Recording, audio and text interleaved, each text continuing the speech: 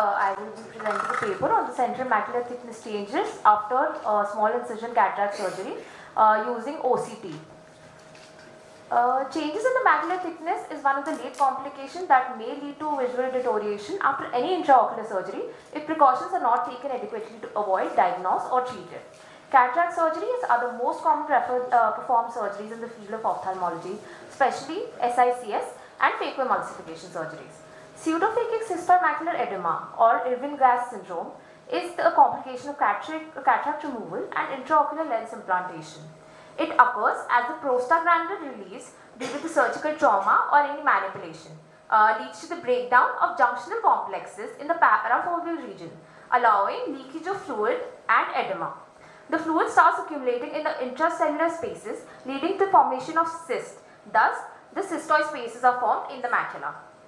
It occurs between the second to fourth post-op week with the presenting symptom of slow onset of diminution of vision, metamorphopsia, photophobia, reduced contrast sensitivity, central scotoma, or the combination of any of this. It is often self-limiting and has spontaneous resolution, but occasionally can become chronic or permanent, leading to a marked impairment of central vision. High-resolution cross-sectional images of the retina is useful for identifying, monitoring, and qualitatively assessing macular thickness. OCT is a medical diagnostic imaging technology from which cross-sectional images of the retina are obtained at the resolution of 10 microns. Thus, the changes in macular thickness can be assessed by OCT. So, the aim of our study was to study the incidence of cystoid macular edema in uneventful cases of SICS. The objective was to determine the changes in the macular thickness following uneventful cataract surgery and to elucidate the optical tomographic features of macular thickness after uneventful cataract surgery. It was a pilot study conducted on patient attending the OPD department of Santosh Hospital with a sample size of 25 patients. We included patients with clinical diagnosis of cataract willing to undergo surgeries, any surgery that allowed OCT to measure the central macular thickness, and the surgery had to be uneventful with posterior intraocular lens implantation.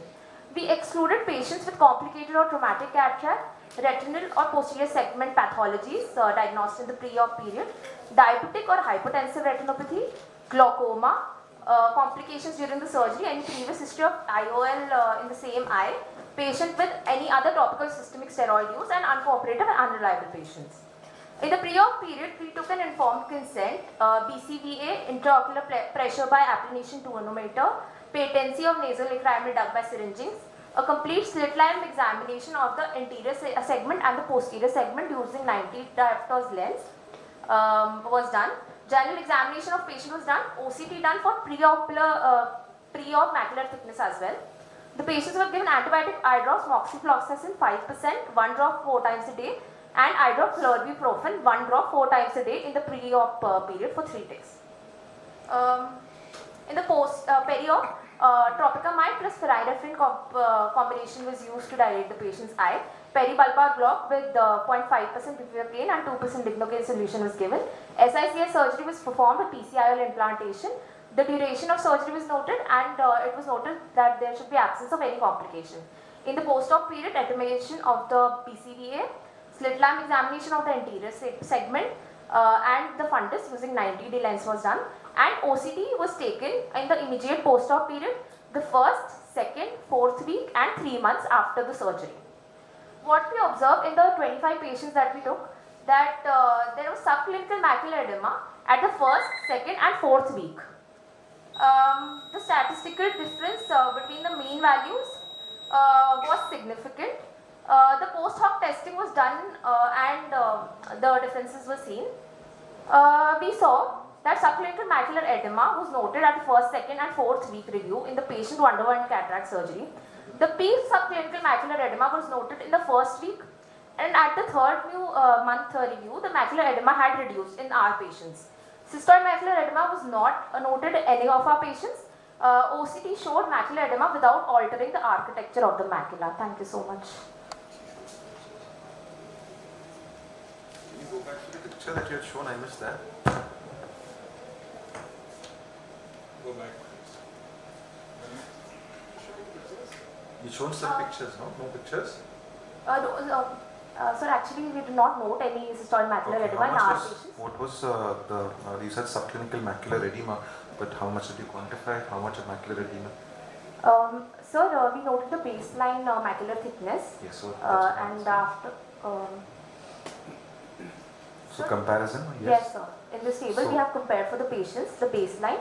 Yes, so what was the baseline thickness? So baseline thickness was 170 plus minus 20. Okay. And how much was it post-op? So post-op in most of the patients, we have documented in the various post-op period. So there has been mean increase maximum in the first week post-op period How much? of about 30 microns plus minus 30, and which has usually most of them had resolved after 3 months. What was the kind of macular edema over here? So no, only no, it was not clinically suspected. There was no macular edema, only subclinical. That I understand, but it has a particular morphology. Post-cataract surgery, if there is macular edema, it has a morphology that is different to, say for example, after a vein occlusion, or say different from a diabetic macular edema. Yes, so there are cystic spaces usually in the outer plexiform layer seen after. That is theoretical. What did you see? So we did not observe anything on our patients. Okay. ठीक है. You know how to quantify those cysts? The outer cysts? Yeah. So why did you do syringing in the cases of SSCs? Ma'am, that is a protocol that we follow at our hospital. In all cases you do syringing? Yes, ma'am. We do it in all the cases. And how many days prior to surgery? Ma'am, 1 week. It's actually a slightly outdated procedure to do syringing. Just a Rho plus is enough in even It's only rural when there setting. is history of any discharge or something, swelling is there, then we do it. It's long time back that we left all this. See,